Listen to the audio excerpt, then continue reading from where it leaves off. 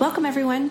I'm Sue Barber, author, former IT director for a Fortune 500 company, turned executive coach, and this is the Visibility Factor podcast, where we explore how to raise your visibility and play bigger at work and in life. We'll explore key topics and welcome guests that help you shift your thinking about yourself so you can see new possibilities for your leadership. I'm on a mission to create a visibility movement for leaders to show their value and be seen for their true talent. Are you ready to take the next step towards a higher level of visibility for yourself? Let's go. Hello, everyone. Welcome back to the Visibility Factor podcast. This is Sue Barber, your host. When I'm talking with clients and they want to do something different than they are doing today, so they may want to create a strategy, they may want to find time to meet with people in the organization to network. They may want to have more time for their team and help them develop. Most of the time, those conversations turn into a question from me, which is, what do you need to do to create that time? And of course, for everyone who's feeling the pressure of the work that they're doing and the many meetings that they have to attend, the conversation usually evolves into, I just don't really think I can find any time.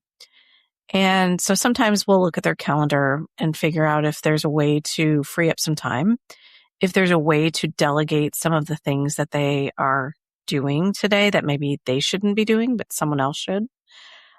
Just having them pause long enough to start to think about a different way. And believe me, I get how challenging that can be. I used to have a million meetings as well. I remember one day looking at my calendar and realizing how many meetings I had, sometimes 3 at one time, which obviously I can't go to all of them. But I was thinking about how many of these meetings are really necessary. Do I really need to be in all these meetings? Could we just handle it via an email? Could we even, stop the meeting or change the purpose of the meeting or shorten it?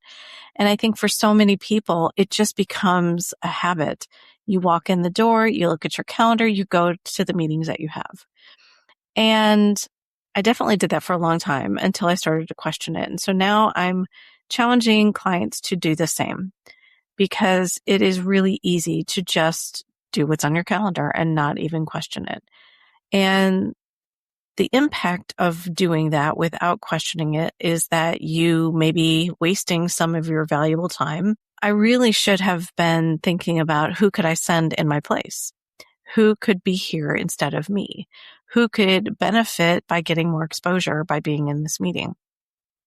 And so I'm sharing some of these examples and some of this information with you because to me, there are so many missed opportunities that we have as leaders, and we tend to assume that we don't have those opportunities. We tend to do other things.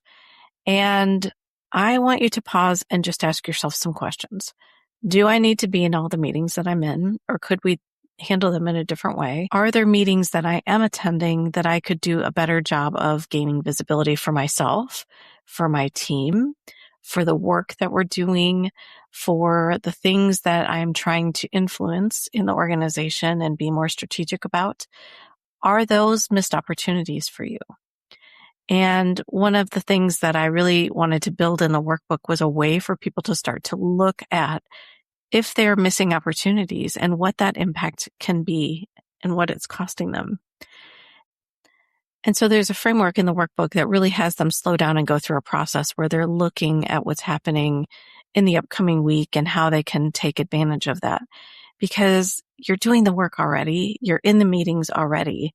So I don't want you to miss out on any opportunities for you to be able to share information that helps shift your perception, that helps people see you in a way that you want to be seen, and allows you to demonstrate those things through strategic communication, through conversations with people that don't know you very well and need to know you, that could give you an opportunity to present a strategy or a presentation that you want to influence other people to get to a yes for funding or resources or whatever it is you need to have done in your organization. So there are so many opportunities in companies, and we all see them, right? There are gaps where things aren't running as smoothly, processes that don't work, people who may not be a good fit for their role and need to be coached or guided or maybe move to another role. But if we're so busy spending time in meetings that aren't adding value or that we're not getting any value out of or contributing to them, then if we could slow down long enough, could we be doing something different and taking advantage of these opportunities in a new way? I want you to be looking at these opportunities as a way for you to get some visibility for yourself and for your team and the work that you're doing. But I want you to be strategic about it. I want you to be able to take advantage of these opportunities and leverage them so that people can see you in the way that you want to be seen. Now, one of the things that I've been sharing in a lot of presentations recently is a formula around how to talk about the things that you're doing in a way that really demonstrates why they're valuable. So you might have done something or your team might have done something. And so you talk about what you did. So the results that you got. And then you talk about how did that happen? How did you make that happen? Did you influence someone? Did you bring a group together to get to a decision? Did you collaborate with an outside vendor? What is it that you did to make that happen? And then talk about why it matters.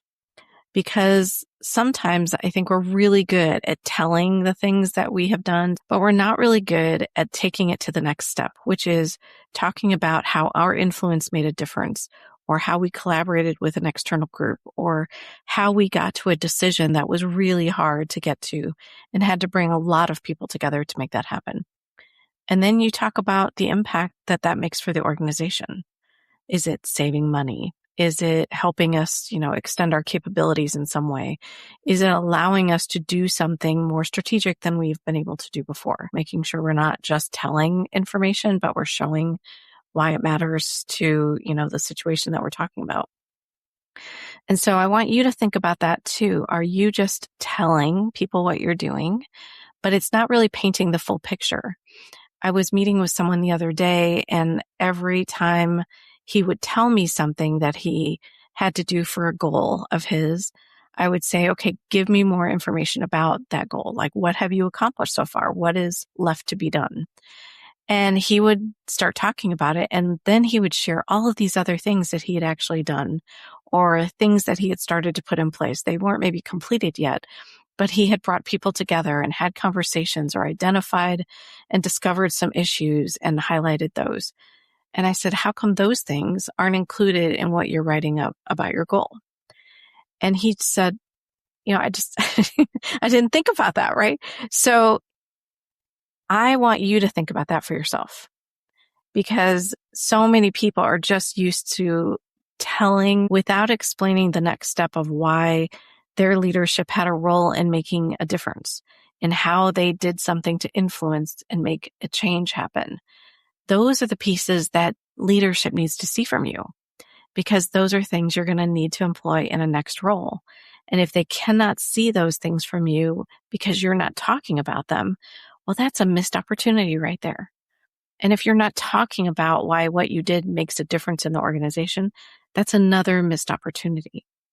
So I want you to start to pay attention to where you may have missed opportunities that you're not taking advantage of when you're already doing the work. You're already in meetings and having conversations.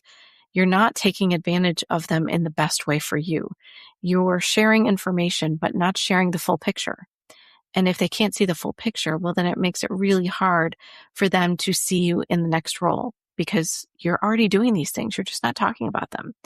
I can't tell you how many people that I meet with every single day who are doing great things. They're just not talking about it.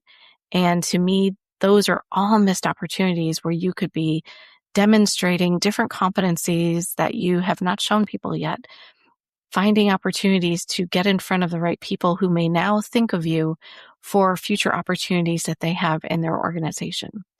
So don't miss out on opportunities because you're being busy. Don't miss out on opportunities because you are in meetings that you don't need to be at.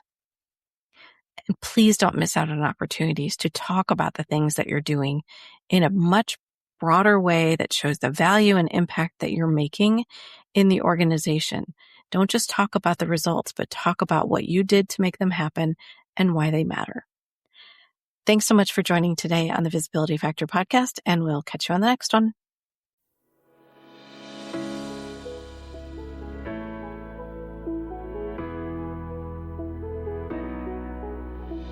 Thanks so much for listening to the Visibility Factor podcast. Remember that visibility starts with small steps that are intentional and consistent each day. Be bold, be visible, be the leader you were meant to be.